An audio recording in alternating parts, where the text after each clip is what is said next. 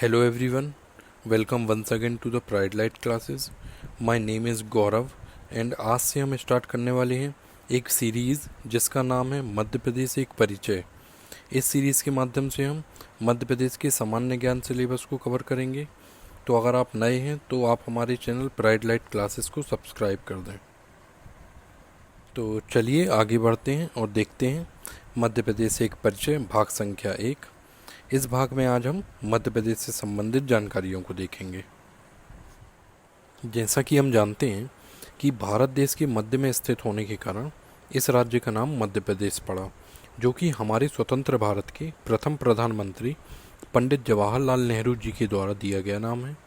उन्होंने इस राज्य को हृदय प्रदेश भी कहा है। इसके अलावा मध्य प्रदेश के कुछ उपनाम भी देख लेते हैं। तो सबसे पहला है हृदय प्रदेश। भारत के हृदय में या भारत के मध्य में स्थित होने के कारण इसे हृदय प्रदेश भी कहा है। इसके अलावा है लघु भारत। इसके बाद है सोया प्रदेश। इसे सोया स्टेट के नाम से भी जाना जाता है, क्योंकि भारत में सोयाबीन की सबसे अधिक खेती मध्य प्रदेश में होती है और मध्य प्रदेश का इसमें प्रथम स्थान है, इसलिए इसे सोया प्रदेश भी कहा जाता है। मध्य प्रदेश का मालवा रीजन सोयाबीन की खेती के लिए उपयुक्त स्थान है। इसके अलावा बाघ प्रदेश, इसे बाघ प्रदेश इसलिए कहा जाता है क्योंकि बाघों की जनसंख्या मध्य प्रदेश में सबसे अधिक है, इसलिए इसे बाघ प्रदेश भी कहा जाता है। इसके अलावा कुछ अन्य नाम भी हैं, जैसे कि कोहिनूर प्रदेश, नदियों का मायका, मध्य भारत इत्यादि। अब हम राज्य का गठन देख लेते हैं। तो जो मध्य प्रदेश राज्य का गठन हुआ था वह 1 नवंबर 1956 में हुआ था। इसके बाद राज्य का पुनर्गठन हुआ था, वह 1 नवंबर 2000 में हुआ था। 1 नवंबर 2000 को मध्य प्रदेश राज्य का विभाजन हुआ था, जिसके फलस्वरूप छत्तीसगढ़ स्टेट का, जो कि भारत की 26वीं स्टेट है, उसका निर्माण हुआ था। मध्य प्रदेश के गठन से संबंधित हम अगला वीडियो भाग 2 में जल्दी अपलोड करने वाले हैं। इसके अलावा हम देखते हैं कि राज्य का अक्षांशीय विस्तार है वह 21 डिग्री 6 मिनट से लेकर 26 डिग्री 30 मिनट उत्तरी अक्षांश एवं राज्य का देशांतर विस्तार है 74 डिग्री 9 मिनट से लेकर 82 डिग्री 48 मिनट पूर्वी देशांतर तक का। हम ज्योग्राफी की क्लास में अक्षांश और देशांतर को बहुत अच्छे से समझेंगे।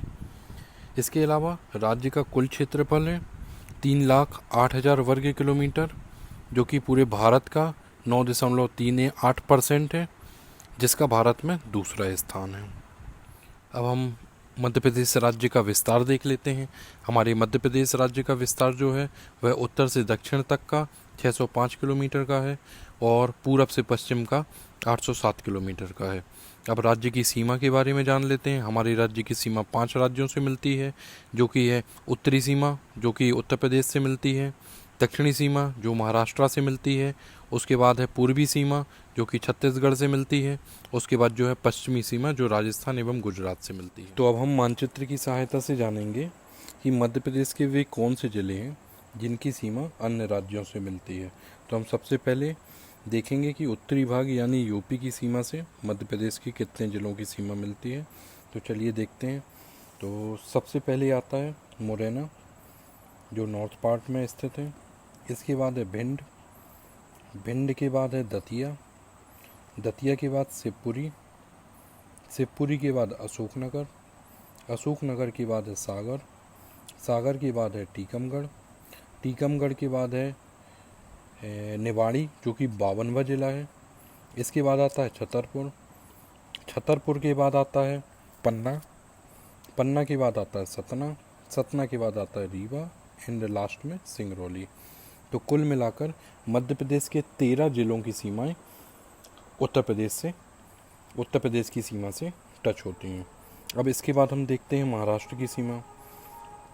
तो महाराष्ट्र में सबसे पहली है अलीराजपुर, अलीराजपुर के बाद है बड़वानी, बड़वानी के बाद है खरगोन, खरगोन के बाद है खंडवा, खंडवा के बाद है बुरहानपुर, बुरहानपुर के बाद है बैतूल, बैतूल के बाद छिंदवाड़ा, छिंदवाड़ा के बाद सिवनी और सिवनी के बाद लास्ट में बालाघाट। कुल मिलाकर महाराष्ट्र से मध्य प्रदेश के 9 जिलों की सीमा मिलती है। इसके बाद हम देखेंगे छत्तीसगढ़ की। तो सबसे पहले हम देखेंगे सीधी, इसके बाद सिंगरौली, सिंगरौली के बाद हम देखेंगे शहडोल, शहडोल के बाद हम देखेंगे अनूपपुर, अनूपपुर के बाद हम देखेंगे डिंडौरी और डिंडौरी के बाद हम देखेंगे बालाघाट। कुल मिलाकर मध्य प्रदेश के 6 जिलों की सीमा छत्तीसगढ़ राज्य की सीमा से टच होती है। इसके बाद हम देखेंगे राजस्थान की सीमा। अब राजस्थान की सीमा में सबसे पहले हम देखेंगे झाबुआ, झाबुआ के बाद रतलाम, रतलाम के बाद नीमच, नीमच के बाद मंदसौर, मंदसौर के बाद गुना, गुना के बाद राजगढ़, राजगढ़ के बाद आगर मालवा, इसके बाद आता है शिवपुरी, शिवपुरी के बाद आता है श्योपुर एंड श्योपुर के बाद आता है मुरैना। तो राजस्थान की बॉर्डर से मध्य प्रदेश के 10 जिलों की सीमा मिलती है। इसके बाद हम अंत में देखेंगे कि गुजरात की सीमा मध्य प्रदेश के किन किन जिलों से मिलती है। तो गुजरात की सीमा मध्य प्रदेश के झाबुआ एवं अलीराजपुर नामक 2 जिलों से मिलती है। तो अब ये क्वेश्चन आता है कि मध्य प्रदेश से के सबसे कम जिलों से किस राज्य की सीमा मिलती है। तो वह है गुजरात, झाबुआ और अलीराजपुर, दो जिलों की सीमा जो कि सबसे कम है गुजरात से मिलती है। एवं सबसे अधिक जिलों की सीमा किस राज्य से मिलती है। तो सबसे अधिक हमने ये देखा कि 13 जिलों की सीमा ये उत्तर प्रदेश से मिलती है। इसके साथ ही राज्य में जिलों की संख्या के ऊपर नज़र डालते हैं तो हम यह जानते हैं कि निवाड़ी जो कि 52वें जिले के रूप में उभर कर सामने आया है, जिससे राज्य में जिलों की संख्या 52 हो गई है।